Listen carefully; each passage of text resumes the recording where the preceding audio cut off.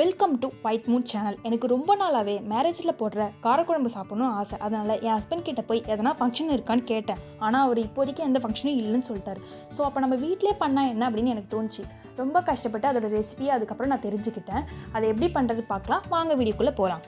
முதல்ல ஒரு கடையில் கடலைப்பருப்பு, மல்லி, கொஞ்சமாக வெந்தயம், காத்திருக்க காஞ்ச மிளகா, அப்புறம் கருப்பில் சேர்த்து நல்லா வறுத்துக்கோங்க. இதை தனியாக அரைச்சி எடுத்து வச்சுக்கோங்க. அதே கடையில் கொஞ்சமாக நெய் ஊற்றி முந்திரி பருப்பு, கசகசா, தூவின தேங்காய் சேர்த்து பொன்னிறமாக வறுத்துக்கோங்க.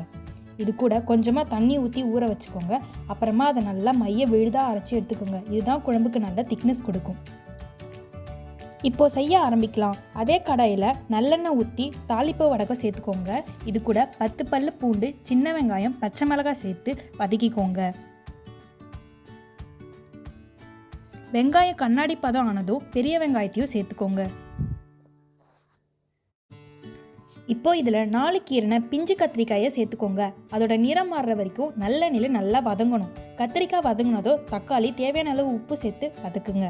தக்காளி நல்லா கொழிஞ்சு வந்ததும் ஏற்கனவே வேக வச்சு எடுத்திருக்க மொச்சையும் இதில் நம்ம சேர்த்துக்கலாம்.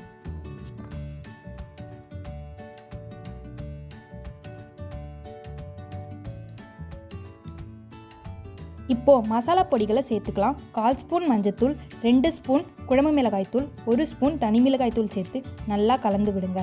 மசாலாவோட பச்சை வாசனை போகிற வரைக்கும் நல்லா வதக்கிக்கலாம். கத்திரிக்காய் வேகிறதுக்கு தேவையான அளவு தண்ணி ஊற்றி மூடி வச்சுக்கலாம்.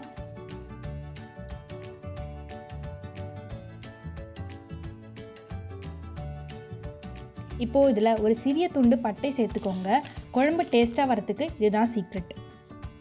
கத்தரிக்காய் நல்லா வெந்ததும் ஒரு எலுமிச்சப்பழ அளவு புளியை கரைச்சி வச்சு இதில் சேர்த்துக்கலாம். புளி வாசனை போனதுக்கப்புறம் நம்ம ஏற்கனவே அரைச்சி வச்சுருக்க தேங்காய் முந்திரி விழுதை சேர்த்துக்கலாம். கூடவே நம்ம முதல்ல வறுத்து அரைச்ச மசாலா பொடியையும் சேர்த்து நல்லா கொதிக்க விடுங்க. குழம்பு இப்போவே நல்லா திக்காகி வாசம் வர ஆரம்பிக்கும்.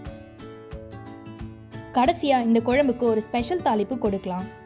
ஒரு சின்ன தாளிப்பு கரண்டியில் எண்ணெய், 1 ஸ்பூன் நெய் ஊற்றி வடகம், மணத்தக்காளி வத்தல் சேர்த்து நல்லா பொரிஞ்சதும் குழம்புல கொட்டுங்க.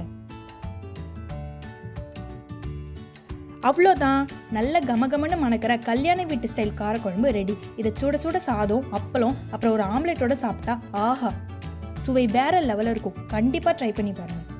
வீடியோ பிடிச்சிருந்தா லைக் பண்ணுங்கள், சப்ஸ்கிரைப் பண்ணுங்கள், சப்போர்ட் பண்ணுங்கள். தேங்க்யூ.